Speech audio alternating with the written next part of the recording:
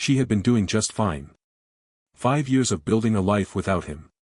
5 years of early mornings and late nights and a little girl who thought Tuesday museum trips were the greatest gift in the world. 5 years. And then he walked in. Gabriel Clark hadn't planned to be there. Hadn't planned any of it, the cancelled meeting, the rain, the restlessness that pulled him through those museum doors instead of back to his office. He was just a man wandering through a gallery when he heard the voice. And the moment he heard it, 5 years collapsed into nothing. She was standing 15 feet away. Her back to him. One hand resting gently on the shoulder of a little girl. The little girl turned. And Gabriel Clark, billionaire, CEO, man who had built a $3 billion empire from nothing, felt the ground disappear beneath his feet. Because he was looking at his own eyes. In the face of a child he never knew existed. Before we dive deeper, let us know in the comments where you're watching from. We'd love to hear from you. And don't forget to hit that subscribe button so you never miss any of our upcoming videos. This is a story I have thought about for a long time. Not because it has a happy ending, though it does. But because of what it costs to get there. It costs one man almost everything he thought he was. And it costs one woman the thing she swore she would never risk again, her heart. To understand how one Tuesday afternoon in a Seattle art museum changed 3 lives forever, we need to go back. Not to the museum. Not to the moment he saw those eyes. We need to go back to her. To Isabella. Because Gabriel's story makes no sense without first understanding hers. Isabella Reyes did not need saving. Let me say that again, because it matters. She did not need saving. By the time Gabriel Clark walked back into her life, Isabella had already done the hardest thing a person can do. She had taken the wreckage of a broken heart, a positive pregnancy test, and a Forbes article with someone else's wedding photos, and she had built something extraordinary from the rubble. She had a daughter named Sophia, 4 years old, who could identify 17 species of marine life by sight and had opinions about abstract art. She had a career that mattered, leading a coral restoration research team at the Pacific Oceanic Institute, work that could genuinely change dying reef ecosystems. She had a home in North Seattle, small, warm, covered in children's drawings and stacked with books. She had her parents, who adored Sophia. She had friends who showed up. She had a life that was hers, completely and entirely hers. Was it easy? No. Single parenthood is never easy. Isabella got up before Sophia woke, stayed up after she slept, carried every decision alone. Preschool choices, doctor visits, the particular loneliness of having no one to tell when Sophia said something brilliant at 7 a.m. But she had learned something in those 5 years that most people never learn. She had learned that enough, real enough, earned enough, is actually quite beautiful. She was content. Guarded, yes. Walls high enough to block out the sky. Until Tuesday. It was the kind of rainy Seattle Tuesday that made the art museum feel like a gift. Isabella and Sophia had their routine. Every Tuesday that Isabella didn't have late meetings, they came here. To this building, these galleries, these paintings that Sophia had strong opinions about. Sophia loved the contemporary wing. She always had. Not because anyone told her to, she just did. This 4-year-old with her dark curls and her serious face and her habit of tilting her head when she was thinking hard. They were standing in front of a massive abstract canvas when Sophia pointed. Mommy. There's a bird in that painting. Do you see it? Right there, in all the colors. A bird. Isabella leaned down. I see it, sweetheart. Right there in the corner. You have such good eyes. Neither of them noticed the man who had stopped moving. Gabriel Clark had not intended to be at the Seattle Art Museum that afternoon. He had a meeting, investors from Singapore, a partnership worth hundreds of millions of dollars. But his contact had cancelled 15 minutes before. Family emergency, the text said. Family emergency. Gabriel had stared at those words for a long moment. What did he know about family? He had parents who measured his worth in stock prices. A sister he spoke to twice a year. An ex-wife who had been relieved when their marriage finally ended, because they both knew they had been pretending the entire time. He had spent 5 years building an empire worth $3 billion. $3 billion and an apartment so empty the echo bothered him. So instead of going back to the office, he walked. Through the rain, no umbrella, past the coffee shops and the familiar gray of downtown Seattle, until the museum appeared in front of him like an answer he hadn't known he was looking for. He bought a ticket. Wandered into the galleries. And then he heard it. A voice that said, "You have such good eyes." 5 years. He had spent 5 years trying to forget that voice. He turned slowly. The way you turn when you're afraid what you'll see might disappear if you move too fast. She was 15 feet away. Isabella. And beside her, a little girl. The little girl spun around the way small children do. All momentum and no caution. And she looked directly at Gabriel. Gray-green eyes. Unusual. Almost unreal in certain light. The exact color that ran in his family. The color strangers had commented on his entire life. His legs actually stopped working. He stumbled back a step, shoulder hitting the wall behind him. Isabella looked up at the sound. Their eyes met across the gallery. And whatever she saw in his face told her everything. Her hand moved to her daughter's shoulder, a motion so instinctive, so protective, it broke something in him. "Gabriel," she said. Not a greeting. Not a question. A warning. "She has my eyes, Isabella." He said it like a man who couldn't stop himself. Like the words came out before he could choose them. Isabella stepped between him and her daughter. Her body a shield. "Don't," she said quietly. "Don't you dare."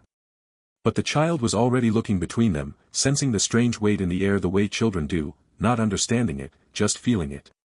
"Mommy, who is this man? Why does he look sad?" Isabella didn't look away from Gabriel when she answered. "This is nobody, sweetheart. Just someone Mommy used to know." Nobody. The word landed like a stone. Gabriel supposed he deserved that. He supposed he deserved much worse. He crouched down to the little girl's level. Gentle. Careful. "Hi. What's your name?" The girl studied him with those impossible eyes. "Sophia." "What's yours?" "Gabriel." "You look like you need a snack," she said seriously. "That's what Mommy says when people look sad." Something cracked open in Gabriel's chest. Isabella sent Sophia to look at a sculpture nearby, "Stay where I can see you," and then turned to him, and the warmth she'd shown her daughter was gone. "How old is she?" Not a question. He already knew the answer. He just needed to hear it. 4. She turned 4 last month. September 16th. September 16th. The math hit him like cold water. 5 years ago December. Right before his mother gave him the ultimatum. Right before he chose Julia Whitmore and her perfect family name and her convenient place in his empire-building plans. Right before he looked Isabella in the eye and told her that love wasn't enough. "You were pregnant," he said. "When we ended. You were pregnant." "I found out 2 weeks after your wedding," Isabella said. Her voice was even. Factual. She had practiced this steadiness for years. "I was sitting in my bathroom with a positive pregnancy test while the internet showed me pictures of you dancing with your new wife. Forbes called it the Society Merger of the Year." She almost smiled. It didn't reach her eyes. It seemed like poor timing to reach out. "You should have told me." "Why?" Her eyes finally flashed, real emotion, breaking through the composure. "So you could offer me money. Set me up somewhere discreet. Add illegitimate child to your mother's already long list of my failures." She shook her head. "I know how your family operates, Gabriel. I know what they think of people like me. Middle class. State school. No connections worth having. What exactly would telling you have accomplished except giving them another reason to make my life hell?" He had no answer. Because she was right. Let me stop here for a second. Because we've all been in a version of this moment, maybe not this dramatic, maybe not with stakes this high, but that moment when someone's choices circle back and the cost is finally visible. Has someone in your life ever made a choice that hurt you in ways they didn't fully see? Did they ever come back? Did you let them? Drop it in the comments. I read every single one. And while you're there, if you haven't already, hit subscribe. This community we're building here. It's worth being part of. Now. Let's go back. Because Gabriel's reckoning is only just beginning. She gave him a number. She still doesn't know why. Gabriel Clark had never planned to fall in love at a charity fundraiser. He had been there for the networking. The right conversations with the right people. His mother's voice in his head, make useful connections, Gabriel. Everyone at these things is an opportunity. And then he had walked past a small booth near the back of the room. A PhD student named Isabella Reyes was trying to convince wealthy donors to care about dying coral reefs. Most people hadn't stopped. Why would they? There were senators to talk to. Deals to make. But something about her stopped Gabriel. Not her appearance, though she was beautiful. Something about the way she was talking. Like the fate of these reefs was personal. Like she had already decided that if one person understood what was at stake, the trip was worth it. He stopped. He asked a real question. Not a polite, move-along question. A real one. She answered with a passion that made the whole room fade. They talked for 2 hours. By the time the gala ended, Gabriel had donated $50,000 to her research and gotten her phone number. Their first date was at an aquarium. Her choice. She walked him through every exhibit like she was giving him a gift, explaining ecosystems, pointing out species, making him see the ocean as something alive and fragile and worth fighting for. He fell somewhere between the jellyfish and the sea turtles. For 2 years, they were genuinely happy. Not perfect. Not easy. But real. She challenged him in ways no one ever had. She didn't care about his money. She cared about what he did with it, what kind of person he was becoming, whether the empire he was building left the world better or worse. And his mother had hated her for it. Isabella doesn't come from the right background, Patricia Clark had said at the family dinner table, the way she said everything, with a smile and a knife. She's not suitable for someone in your position. I love her, Gabriel had said. Thinking that would matter. It didn't. The pressure was relentless. Every family dinner. Every board meeting. His mother finding ways to make the cost of loving Isabella visible, his inheritance, his position in the company, the partnerships that depended on the right last name beside his in the society pages. Julia Whitmore was appropriate. Julia Whitmore's family connections would strengthen the business. Julia Whitmore understood their world. And like a coward, Gabriel had told himself it wasn't cowardice. Told himself it was being practical. Realistic. Responsible. He broke up with Isabella on a Tuesday evening.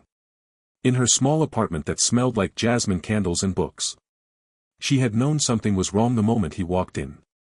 He told her about Julia. About duty. About family and responsibility and making smart choices. And Isabella Reyes, this woman who had given him 2 years of herself, her trust, her love, went completely still. Get out, she said quietly. Go marry your suitable wife. Build your empire. No tears. Just devastation. And don't ever contact me again. He left. Married Julia 2 months later. Spent 2 years in a marriage that was comfortable and completely empty. And somewhere in all of that, Isabella had been pregnant. Had given birth alone. Had looked at her newborn daughter and decided she would give that child everything she would never ask anyone else to give her.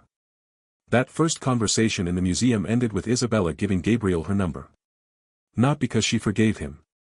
Not because she trusted him. But because her daughter had looked at him with those eyes and asked if he was coming to see the sculptures too. And Isabella Reyes, protective as a lioness, principled as anyone Gabriel had ever known, had watched her daughter skip toward the octopus made of car parts and thought, she deserves to know where she comes from. Even if it costs me. The text came 2 days later. Saturday. Woodland Park Zoo. 10 a.m., don't be late. Then, don't thank me. This isn't for you. It's for Sophia. Gabriel arrived at 9:30. Sat in his car for 25 minutes watching families come through the entrance. Fathers carrying toddlers on their shoulders. Mothers holding small hands. Ordinary, unremarkable moments that felt, to him, like watching life through glass. Isabella arrived exactly at 10. She was always punctual. And beside her, skipping and chattering, Sophia. In pink sneakers and a purple dress over leggings. Already explaining something to her mother with full-body enthusiasm, gesturing with both arms. Then Sophia spotted him. Mr. Gabriel. You came. She waved like he was a ship returning from a long voyage. "I told you I would," he said. And the simplicity of that, of saying he'd come and having come, seemed to mean something. Even to Sophia. Maybe especially to Sophia. The zoo was good. Better than good. Sophia had opinions about every animal. The elephants, they stay with their mamas because it keeps them safe. The tigers, they hunt alone but I think they're actually lonely. The penguins, she laughed until she hiccuped at their walk. Gabriel watched and listened and said almost nothing. He had brought one thing, an illustrated book about octopuses. He almost hadn't brought it. Worried it was too much, too soon, too obviously trying. But he thought about her, this child who had declared her life's purpose was to understand fish dreams, and he brought it. When he pulled it out, Sophia took it with the careful reverence of someone receiving something important. She opened it. Flipped through it. And then looked up. "Mommy. It has a whole section about how they solve puzzles." Isabella looked at the book. Then at Gabriel. He braced himself. "It's a good book," she said. Neutral. But not cold. He exhaled. After lunch, Sophia asked him a question that undid him completely. "Mr. Gabriel, are you lonely?" She said it with the frank compassion of a child who had simply noticed something true. "Sometimes," he admitted. "You could come to our house more," she said. "Then you wouldn't be." He looked at Isabella over Sophia's head. Isabella was looking away. But he saw the corner of her mouth. The tiniest thing. He thought, "I will spend as long as it takes." You know what I love about this part of the story? It's not dramatic. There's no grand gesture. No airport chase. No speech. Just a man showing up. Saturday after Saturday. Doing small things right. For those of you who've rebuilt something, a relationship, a reputation, yourself after a hard season, you know that's exactly how it works. Not in moments. In months. Tell me, have you ever had to prove yourself the slow way? Leave a comment. I want to hear your story. And keep watching, because the real test is coming. And it's going to surprise you. This is the real test. For months in, Gabriel had become a fixture. Every Wednesday dinner. Every Saturday outing. Sophia expected him. Asked about him during the week. Left his favorite mug on the counter without being told. Isabella had started to relax. Not completely, she would probably never do anything completely, that was part of who she'd had to become, but enough. Enough that she'd stopped positioning herself between him and Sophia like a bodyguard. Enough that they stayed talking after Sophia went to sleep. Then came Japan. A 2-week business trip that had been locked into the calendar for months. A major international partnership. The kind of deal that used to feel like the entire point. He told Isabella. He told Sophia. Sophia's face fell. 2 whole weeks. I'll video call you every day, he promised. Every single day. You promise you're coming back? The question cracked his heart in half. This child who had watched other people leave. Who understood, somewhere in her small bones, that people sometimes didn't come back. I promise, he said. I'm just traveling for work. Then I'm coming right back. He kept his promise. 14-hour days in Tokyo. Meetings that stretched into dinners. A time difference that made every call inconvenient. He called anyway. 5 a.m. Japan time to catch Sophia before bed in Seattle. During lunch breaks. From his hotel room at midnight, showing her the view from his window, teaching her how to say hello in Japanese. Every single day. And then on day 12, his lead business partner came to him with an offer. 3 more days. Additional meetings that would strengthen the deal significantly. The old Gabriel would have said yes without blinking. This Gabriel thought about a 4-year-old who had asked if he was coming back. I can't, he said. His partner looked at him like he'd grown a second head. Gabriel, this deal is worth. I have obligations at home that I won't move, Gabriel said. The deal is strong enough. 3 extra days won't make or break a partnership, but breaking my word to my daughter might break her trust. And that I can't fix with a better contract. He flew home exactly when he said he would. Sophia answered the door and launched herself at him like he'd been gone a year. You came back. You really came back. I promised, he said into her hair. Later, after Sophia was in bed, Isabella found him in the kitchen. You called every day, she said. Even when I could tell you were exhausted. I said I would. She was quiet for a moment. I know. But I've learned that what people say and what they do aren't always the same thing. She paused. Yours were. It was the first time she'd thanked him. Really thanked him. Without armor. Something shifted between them that night. Not everything. But something. By February, Sophia had started asking questions. Why didn't she have a daddy like other kids? Where did daddies go when they weren't with you? Isabella had been deflecting. Carefully, lovingly, but deflecting. Waiting until she was sure. By February, she was sure. She sat Sophia down on a Wednesday evening, just the two of them. And she told her. She told her that the man who came to the zoo and the museum and read octopus books with her, that man was her father. Her real father. And that he hadn't known about her before, and that was complicated and grown up, but that he was here now because he wanted to be. Because she mattered to him. Isabella called Gabriel afterwards. Her voice was unsteady for the first time in months. She cried, Isabella said. Happy crying. She said she always wanted a daddy. Can I talk to her? He managed. Rustling. Then a small voice. Mr. Gabriel. Hi, sweetheart. Mommy says you're my daddy. My real actual daddy. I am. I'm glad, she said simply. And then, can I call you daddy instead of Mr. Gabriel? Gabriel didn't speak for a moment. Couldn't. I would love that, he said finally. More than anything. Okay. Bye, Daddy. See you Saturday. The call ended. And Gabriel Clark, billionaire, CEO, man who had negotiated $100 million deals without breaking a sweat, sat in his apartment and cried. Not sad tears. Tears that happen when something broken starts to heal. That word. Daddy. Such a small word for such an enormous thing. I think some of you know what it's like to hear something you gave up hoping for. To receive something you'd long since decided wasn't coming. If you're watching this and something in this story is finding you, leave a comment. Tell me what it is. That connection you have with this story, that's the whole reason we do this here. And if you haven't subscribed yet, please do. Because what happens next between Gabriel and Isabella, that's where the real story lives. By the time summer arrived, Gabriel and Sophia were real. Real like bedtime stories and preschool events and knowing she hated green beans but loved broccoli.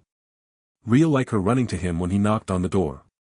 Real like, Daddy, said with such easy ownership that he couldn't remember a time it hadn't been his name.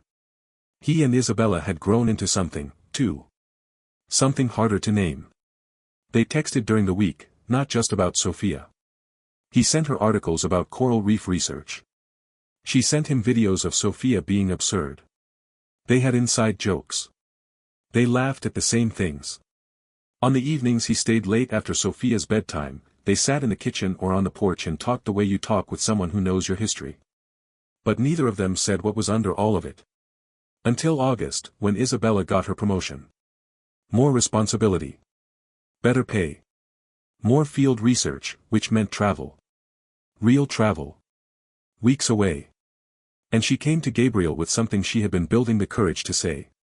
If I take this, I need a real co-parent. Not weekend visits. Not fun outings.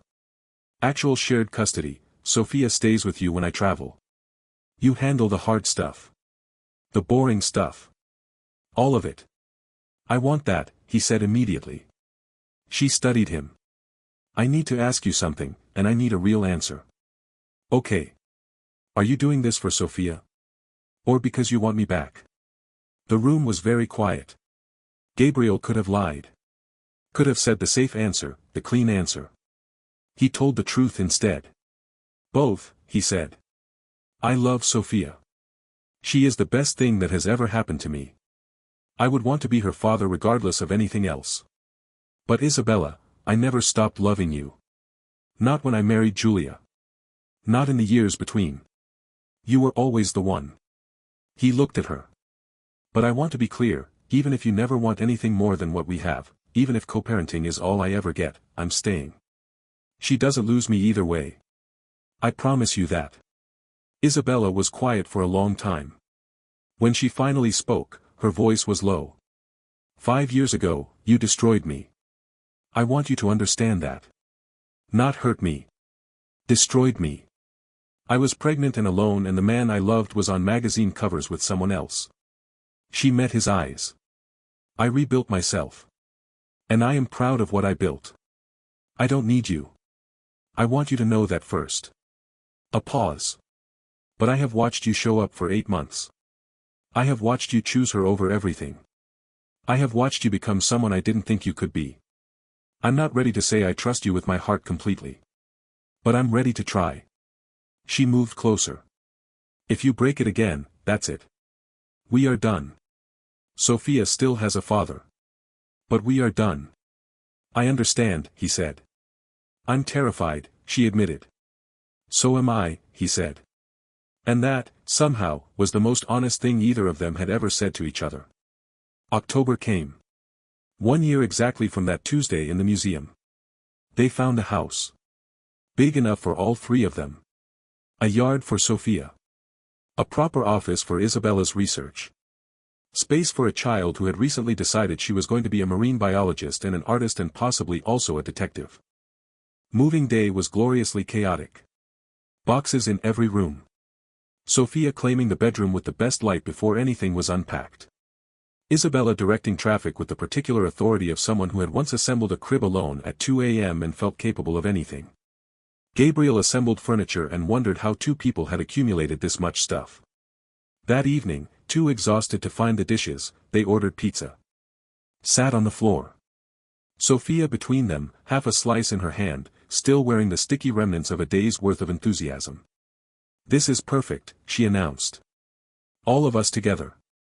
This is exactly what I always wanted. Isabella looked at Gabriel over Sophia's head. She was smiling. Not the careful, guarded smile he'd spent months learning to read. The real one. The one from before.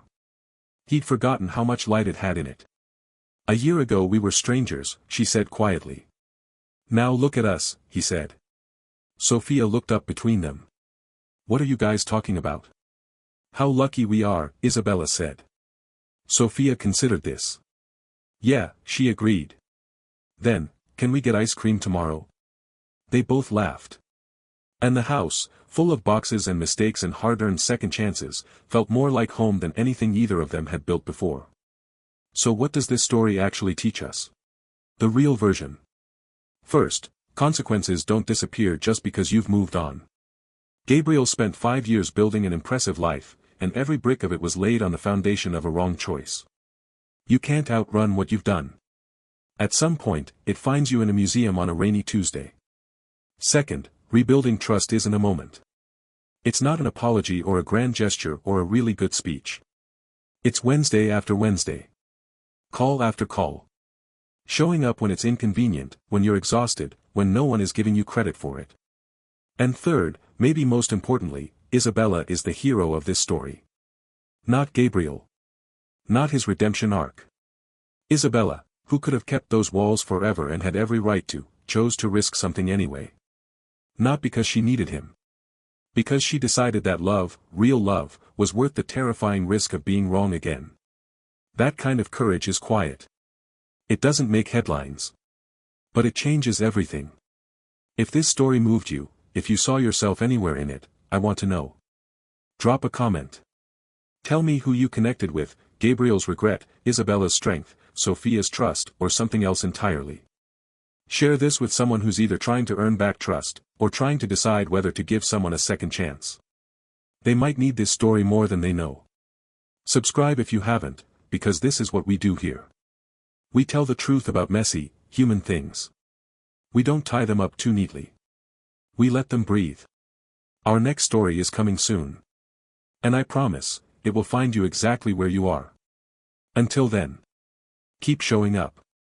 That's all it takes.